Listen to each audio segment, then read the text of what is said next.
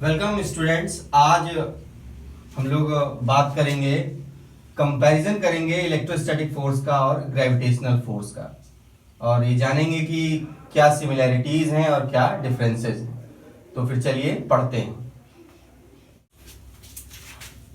तो कंपैरिजन करना है हम लोगों को इलेक्ट्रोस्टैटिक फोर्स और ग्रेविटेशनल फोर्स। ये हमारा इलेक्ट्रोस्टैटिक फोर्स है और ये ग्रेविटेशनल फोर्स है। इलेक्ट्रोस्टैटिक फोर्स को Fe से डिनोट करते हैं और ग्रेविटेशनल फोर्स को Fg से। कोई भी दो चार्ज बॉडीज होती हैं, वो एक दूसरे को अट्रैक्ट या रिपेल करती हैं due to their charge nature, तो वो इलेक्ट्रोस्टैटिक फोर्स है। और साथ ही साथ जो है ये एक्सपीरियंस करते हैं ग्रेविटेशनल फोर्स। तो यहाँ पे लिखा है both experiences electrostatic force as well as gravitational. Gravitational का कारण क्या है? ड्यू टू दियर मास, और इलेक्ट्रोस्टैटिक फोर्स का कारण ड्यू टू दियर चार्ज। अब वो प्लस प्लस है तो रिपेल होगा, वो सब सारी चीजें पहले डिस्कस हो चुकी हैं। तो नेक्स्ट इसकी समझते हैं सिमिलैरिटीज क्या है और डिफरेंसेस क्या है। तो सिमिलैरिटीज में अगर बात करें तो ये 3-4 पॉइंट है, और डिफरेंसेस में ये 2-3 पॉइंट हैं। सिमिलैरिटी में अगर बात करें तो सबसे पहले ये जो आपके दोनों फोर्सेस हैं, ये सेंट्रल फोर्सेस हैं।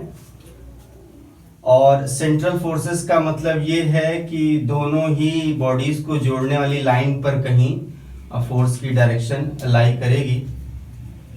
और सेकंड जो है वो कंजर्वेटिव फोर्स है। और कंजर्वेटिव फोर्स क्या होते हैं? जो पाथ डिपेंडेंट नहीं होते हैं।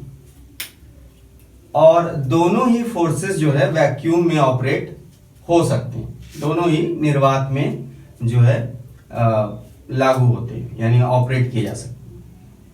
चौथा पॉइंट है कि दोनों ही इनवर्स स्क्वायर लॉ को फॉलो करते हैं, यानी कि F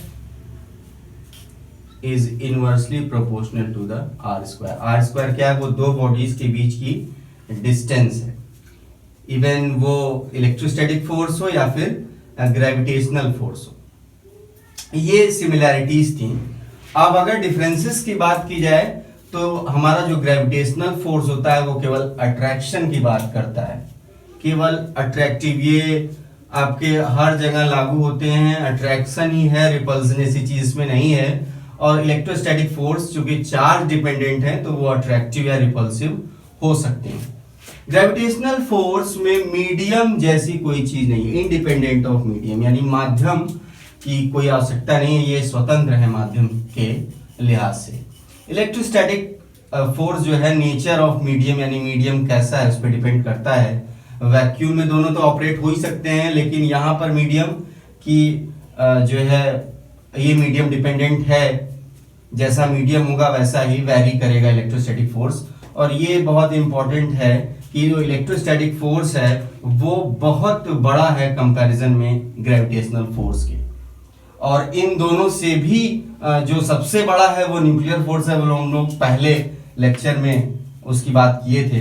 अब अगर इसको जरा एग्जांपल से समझा जाए तो अगर हम इलेक्ट्रॉन प्रोटॉन सिस्टम को लें तो इलेक्ट्रॉन प्रोटॉन सिस्टम में इलेक्ट्रॉन पे नेगेटिव चार्ज और प्रोटॉन पे पॉजिटिव चार्ज, तो दोनों के बीच अट्रैक्टिव फोर्स है, अट्रैक्शन का फोर्स है। तो अगर फॉर्मूले की बात करें कूलम्स लॉ ऑफ फोर्स से, तो electrostatic force is equal to 1/4 pi epsilon naught Q1 Q2।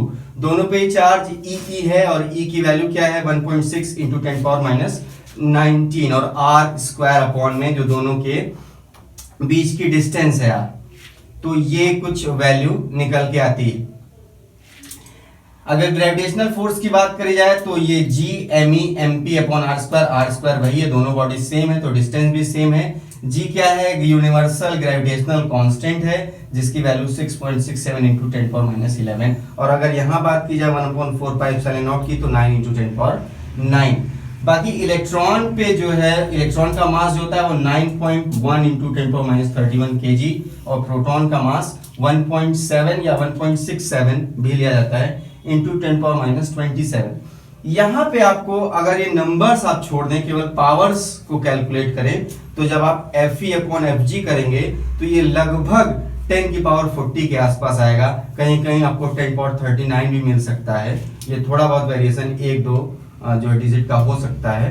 तो ये लगभग 10 पावर 40 के करीब आता है। तो Fe जो है वो लगभग इक्वल होता है 10 पावर 40 इंटू Fg, यानी कि ग्रेविटेशनल फोर्स के 10 पावर 40 गुना लगभग है इलेक्ट्रोस्टैटिक फोर्स। तो आप समझ सकते हैं कि कितना लार्ज है कंपैरिजन में। आप जितने भी इसमें साइन लगाते चले जाएं ये कम ही है।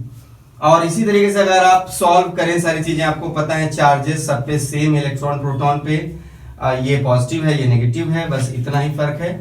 और इलेक्ट्रॉन सिस्टम के लिए अगर आप कैलकुलेट करें तो लगभग ये 40 जो है 10 पावर 44 आ जाता है। बस ये याद रखिए यहां पर तो फोर्स ऑफ अट्रैक्शन है, बट यहां पर इलेक्ट्रॉन सिस्टम के लिए आपका जो है ये रिपल्सिव फोर्स होगा।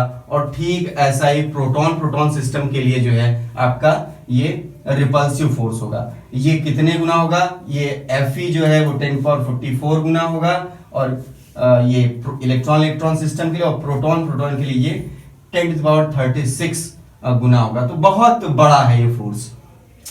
आगे हम लोग नेक्स्ट वीडियो में बात करेंगे कि मल्टीपल चार्जेस के बीच कैसे फोर्स लगते हैं। बहुत सारे जब चार्ज हो जाएंगे तो वो कैसे एक दूसरे पर फोर्स लगाएंगे, और इसके बाद हम लोग डिस्कस करेंगे इलेक्ट्रिक फील्ड के बारे में। तो आज के लिए इतना ही, बहुत बहुत धन्यवाद। यदि अभी तक आपने हमारे चैनल को सब्सक्राइब नहीं किया तो सब्सक्राइब करिए और रेगुलर नोटिफिकेशन के लिए बेल आइकन दबाइए। धन्यवाद।